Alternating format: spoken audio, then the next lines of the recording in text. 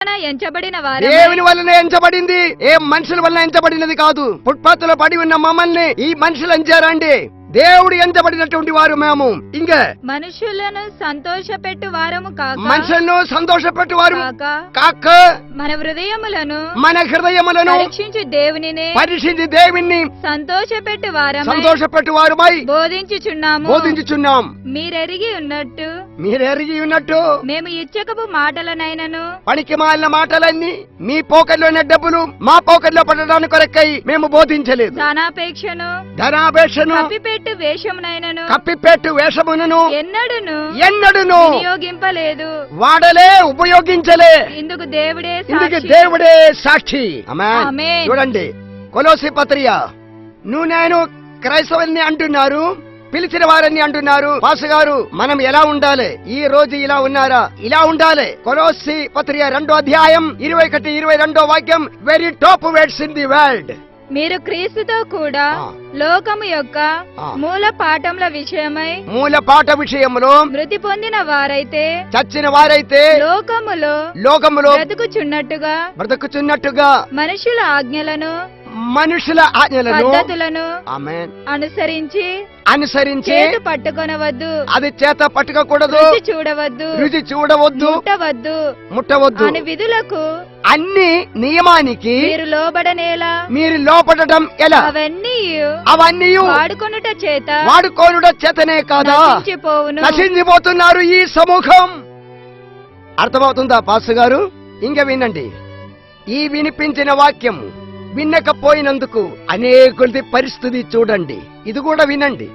1 పేతురు 2వ అధ్యాయం 8వ వాక్యం. మంచి అవకాశం దొరికింది మాకు. కట్టువారు వాక్యమునకు వాక్యానికి లోపడి అవిధేయులై త్రొట్టిల్లుచున్నారు. వాక్యానికి లోపడలేని వారు త్రొట్టిల్లుదురు, మీరైనా నేనైనా. దానికే వారు కొందరిని నియమించారు ఈ లోకములో. అది మీరు నేను చూడాలి.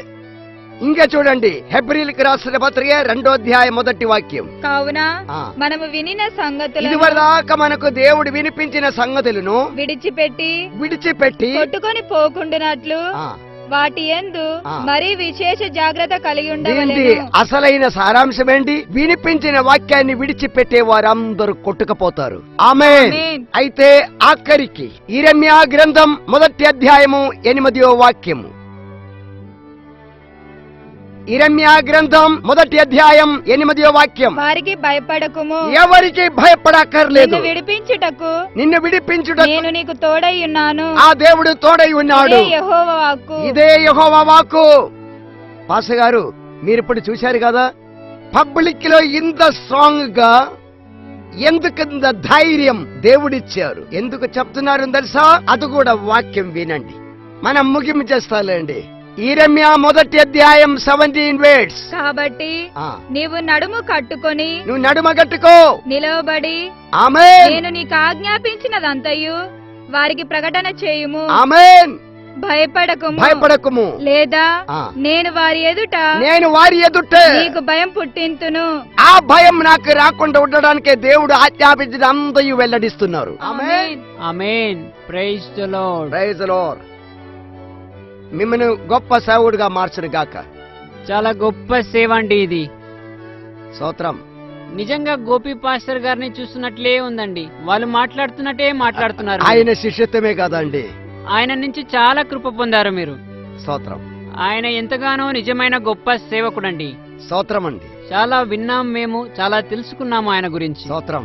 బైబిల్ టీవీలో కొన్ని కాలం క్రితం వరకు ఇప్పుడు టీవీ పరిచర్య మానేసి అబ్రహాము జీవిత చరిత్ర విశ్వాస యాత్ర అని కూడా ఆయన ఒక చిత్రం తీశారండి. చాలా బాగా తీశారండి.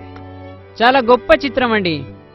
ఆయనతో కలిసి మీరు కూడా ఉండటం అనేది చాలా ఆశీర్వాదకరం. ఓ స్తోత్రం. దేవుడు మీ సేవను, మీ పరిచర్యను ఆశీర్వదించును గాక. ఆమేన్. ఆమేన్. మా గురించి కూడా ప్రార్థన చేయండి. కౌకూర్ మందిరాన్ని దేవుడు నిత్యము ఆశీర్వదించును గాక. ఆమేన్. మనం వెళ్దాం అన్నయ్య. ఓ స్తోత్రం. వెళ్దాం, మనం వెళ్దాం.